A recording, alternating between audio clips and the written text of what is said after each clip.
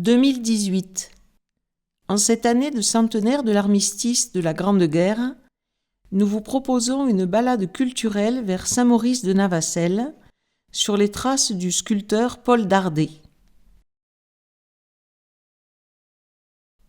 Faisons un petit détour par le chemin de Vissec.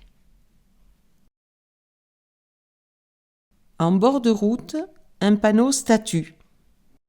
Mais il n'y a pas de statue. Juste un rocher qui ressemble à un menhir, avec une drôle de tête. C'est l'ébauche de la statue de l'homme primitif, celui qui accueille les visiteurs à l'entrée du musée des Eyssi. Une miniature d'étude de cette œuvre se trouve au musée Fleury de Lodève. À être au musée, petite visite rapide.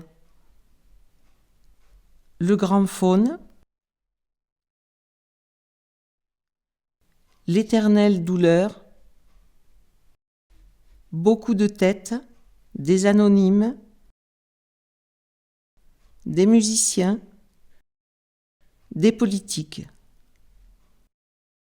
De nombreuses taillis aux enfers, magnifiques. Dardet n'a pas réalisé que des œuvres majeures, pour preuve un raté dans la restauration du retable de Notre-Dame de Parlage, daté du XIVe siècle. Il brisa la tête de la Vierge et la remplaça par cette tête de poupée. La tête d'origine fortement modifiée est encore visible à l'entrée de l'église. Bon, on s'égare. On allait à Saint-Maurice.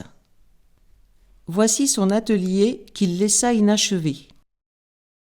À la fin de la guerre, comme tous les sculpteurs, Dardet réalisa des monuments aux morts. Celui de Saint-Maurice de Navacelles, de Soubès, de Clermont-Lérault.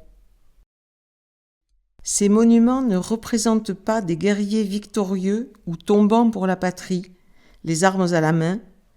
Ils montrent la réalité, des soldats morts et des veuves.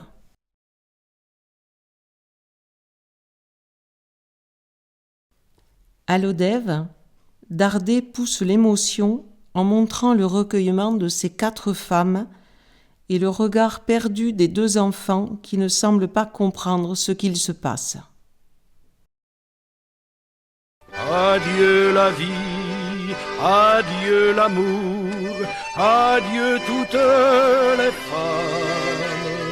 C'est bien fini, c'est pour toujours de cette guerre infâme. C'est à Craonne, sur le plateau, qu'on doit laisser sa peau. Car nous sommes tous condamnés, nous sommes les sacrifiés.